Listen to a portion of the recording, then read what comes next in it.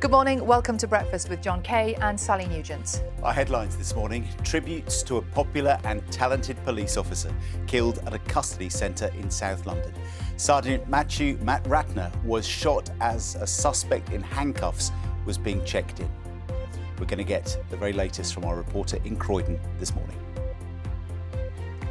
1,700 students in Manchester are put into lockdown at their halls of residence for 2 weeks after a spike in coronavirus cases. Meanwhile, new measures come into force in parts of northern England and Wales this weekend, meaning more than a quarter of the UK's population is now under extra lockdown rules. Good morning. The big fish should help out the minnows, says Frank Lampard. The Chelsea manager believes the Premier League will come together to make sure that the smaller clubs don't go under during this pandemic. Good morning. It's a fairly chilly start to the weekend. There will be some strong winds around today, particularly for eastern England, with a bit of showery rain there too. But elsewhere is looking mostly dry and fine. I'll have all your details throughout this morning's programme.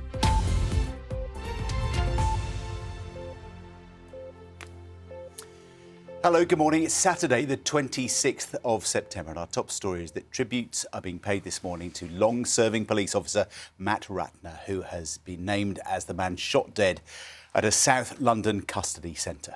An investigation is underway after the New Zealand-born sergeant was shot in the chest as a suspect who was still in handcuffs was being checked in. John Donnison has this report.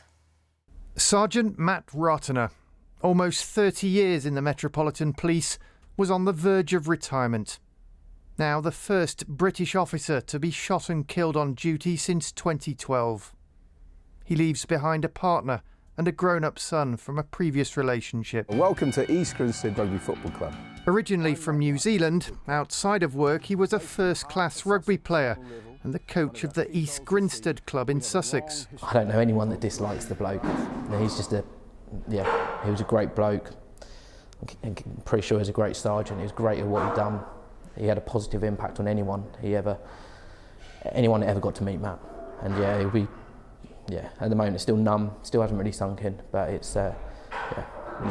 he will be missed. And the Commissioner of the Metropolitan Police said Sgt Ratana's service would never be forgotten. His colleagues knew him as a big guy, big in stature, big in heart. Friendly, capable, a lovely man, highly respected by his colleagues, officers, staff, and of course, by members of the public. Officers are now working to establish exactly how Sgt Ratana came to be shot dead inside the police custody centre in Croydon in South London.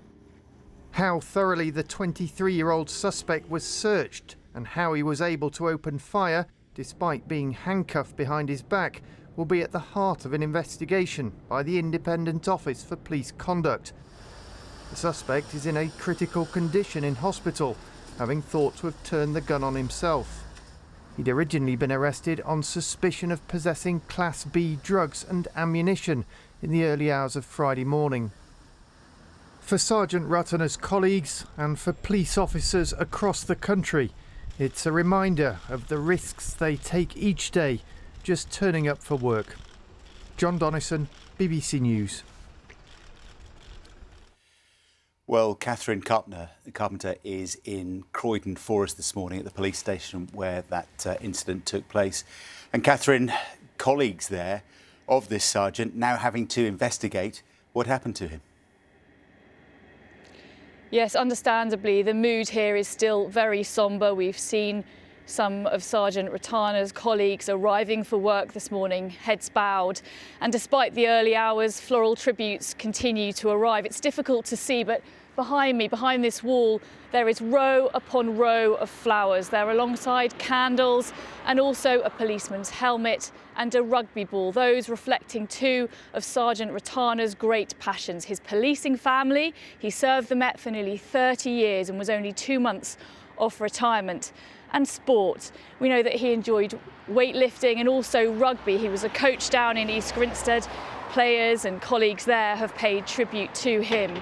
And that was a sport that he began in his native New Zealand. And overnight, the Prime Minister of New Zealand, Jacinda Ardern, has been among those paying tribute to him. She said that his death was incredibly sad, and she told those who knew him, his friends and family, "We share your sorrow."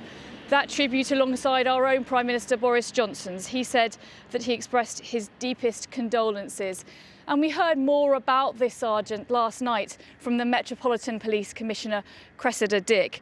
She said that he was both big in stature and big-hearted. She said that he was friendly, respected by colleagues and the public alike. But of course, as you say, these tributes come alongside a murder investigation here now. The Commissioner also revealed a little bit more about what happened in the time leading up to the sergeant's death. She said that the suspect, a 23-year-old, had been stopped and searched nearby here in an area called Pollard's Hill, that he'd been arrested on suspicion of carrying ammunition and also drugs, and that he'd been brought here and was being checked into this custody suite when he somehow managed to get a gun, his own gun, and open fire. The sergeant died in hospital a short time later. And of course, the circumstances surrounding that death now being investigated thoroughly by the sergeant's own colleagues. But the Commissioner said that any speculation about motive or what might have happened is unhelpful at this time. OK, Catherine, for now, thanks very much indeed. We'll check in with Catherine again a little bit later. And we're also going to speak to a friend and to colleagues of the sergeant during breakfast today. It is 6 minutes past 6. More than a quarter of the UK population is set to be under lockdown rules as new restrictions come into force this weekend. Yeah, from today in England, households in Leeds, Wigan, Stockport and Blackpool will be banned from mixing in each other's homes or gardens. It comes as hundreds of university students in Manchester have been told not to leave their halls of residence. As Richard Galpin explains. Manchester Metropolitan University, one of a growing list of universities across the country where students have had to go into lockdown in their accommodation blocks. This the result of a significant spike in coronavirus cases. 1,700 students here having to self-isolate for 2 weeks. The aim to suppress the outbreak. It's a bleak start to the new academic year. We've just been told that we've got to stay in our flats for 2 weeks, bearing in mind, like, a lot of us have already been isolating for the past 2 weeks or 10 days because a lot of us have had coronavirus or been in contact with somebody with it. We've not been given any indication how we're going to get the supplies we need, like shopping, and we have no access to washing machines to wash our clothes. The situation's also increasingly bleak here in South Wales. The town of Llanelli is today being added to the areas which have already been sealed off. No one able to enter or leave without a specific excuse. Cardiff and Swansea also due to join the list on Sunday. All this bringing almost half the population of Wales under lockdown. Meanwhile, from today, people in Leeds, as well as Stockport, Wigan and Blackpool, are banned from gathering in a private dwelling or garden with any other household, unless in a support bubble. I don't think people will take notice, personally. I think people are just going to do what they want, really. You can't police it, it's impossible. Well, I imagine if it's got to be done, the measures have got to be done, so... Safety first, so whatever it takes. If we have to do it, we have to do it. Yeah, I am worried because my grandma, she's by herself, so I do worry about her, but everyone's got to do their part, really.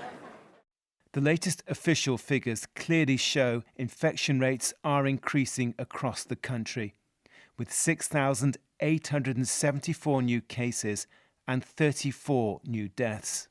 And now London has been put on a watch list as cases increase. The Mayor Sadiq Khan calling on the government to increase the availability of tests and asking Londoners to act with caution and follow public health guidelines. Richard Galpin, BBC News. Well, our political correspondent Jessica Parker joins us now from our London newsroom. Morning, Jessica. These new lockdown measures sound fairly restrictive, don't they? And are there more coming? Yeah, well, I think that is the question going forward. As Richard was reporting there, vast swathes of the UK population, around a quarter now under some kind of set of local restrictions. London, the capital, on the watch list. It doesn't necessarily mean local restrictions will follow, but it does mean that the area is being more closely monitored. There'll be efforts to try and ramp up testing of areas of particular concern. I think the hope will be that mitigation measures, whether it is local restrictions, whether it's the new NHS app, whether it's community testing, although of course the testing system has been under strain, but the hope will be that those measures will go some way to combating the virus. However, a concern is that respiratory viruses tend to thrive in the colder months, so that is a concern going forward as the weather does get colder through the autumn and approaching winter. The government's priority, of course, has been to keep schools open and the economy going as much as is possible. Of course, in England recently we've seen a reversion to working from home if you can, and that was a national restriction for England, and we have seen new national restrictions going on across the UK, such as the 10 p.m. curfew for pubs, bars and restaurants. So alongside these local restrictions covering lots of the country, there are also these new national restrictions being reimposed, and the government's been pretty clear. If virus rates continue to go the wrong way, further national restrictions could be imposed as well. Jessica, thank you. President Trump is reported to have picked Amy Coney Barrett, a federal judge known for her conservative religious views, to become the new Supreme Court justice. Donald Trump told reporters that he was impressed by Judge Coney Barrett's credentials. She would replace the Liberal Justice Ruth Bader Ginsburg, who died last Friday, in a formal announcement about that bid is expected later this evening. It is 11 minutes past 6. You're watching Breakfast from BBC News. Now, it's a year since one of the UK's biggest holiday businesses collapsed. Thousands of jobs at Thomas Cook were lost, and many staff have spent the last 12 months readjusting to a very different life. And what a 12 months it's been for the entire travel industry. Well, this week, 2 former Thomas Cook crew have been remembering their time there and catching up with some of their old colleagues. Simon Brown has been to meet them. 25 years at 38,000 feet. Now, a newly designed life for Adrian and Paul. In Frodsham Station, Cheshire, a reinvention. From doors to manual and cross-check to their own interior store and cafe. Be busy? A bit of luck, let's hope so. Yeah. Supported by their job centre, then delayed by lockdown, the door finally opened in July. It's been absolutely amazing. We've had such a good reception. What we've heard from a lot of customers is that they want to stay local and shop local now. They don't want to get on the train. They don't want to go into the big city centres. I mean, a pair of old duffers, we had no idea about social media and Facebook and having to learn Instagram. But Thomas Cook still looms large. So a year on, they're celebrating. Turn up in your old uniform this week. You'll get a free cuppa and the chance to reminisce. OK, guys, come on, let's be seeing you. How does it feel? Amazing. And what would any flight be without the rest of the onboard crew? Teas, coffees, gin and tonic. You're going to need an in-flight trolley for that real experience. Thank you. The collapse of Thomas Cook has been at the forefront of what's been a truly devastating year for aviation. And since the pandemic hit, a further 30,000 jobs have been made redundant. And add to that, cuts at airports and baggage handlers. It's made it even more difficult for those that wanted to get back into aviation to find another job. I work at a health centre, just part-time, and I was hoping that would be a stepping stone then, you know, to maybe go further into that industry. And it has been hard, but then I was very fortunate. I got a job with Jet2 on the ground. I thought, let's have a little different take on aviation, and there for about 7 weeks, and then the coronavirus hit. So from there, I was really enjoying the start of it, and then have been furloughed since. I've seen my colleagues go through the interviews, the training courses, and then be made redundant again, second time in 9 months. So I've not gone down that route just yet. One last time before we go. Good luck, boys. A door slammed shut on an industry and jobs they loved. But like thousands of others, a path to something new now beckons. But there is hope. New challenges, fresh opportunities for some. Simon Browning, BBC News. At least there's no turbulence No. on the platform. I know. A happy reunion there for those old Thomas Cook colleagues. Not old colleagues, former colleagues. Yeah, well done. Be careful. It's early. 6:15. Should we have a look at some of this morning's front pages this Saturday? And nearly every paper, of course, leading on the fatal shooting of a police officer at a custody centre in South London yesterday. The Times has a picture there of Sgt Matt Ratana at a rugby match with his partner Sue Bushby. And the paper reports that Sgt Ratana was just 2 years from retirement age. The Daily Mirror headline focuses on reports that the suspect in the killing was known to counter-terrorism police, although the Metropolitan Police Commissioner Dame Cressida Dick has said the shooting is not being treated as terror-related. The Guardian's front page there also covers the shooting, but its main front page story is a warning from Joe Grady, who's the head of the University and College Union, that all face-to-face teaching at universities should stop until the government irons out issues with its test and trace system. We've got those developments from different parts of the country, haven't we, today, about university halls of residence, including Edinburgh. Including Edinburgh. Let's go straight to the Edinburgh Evening News. They say curfew cops are on party patrol this weekend to ensure that pubs and clubs respect the new 10 p.m. closing time.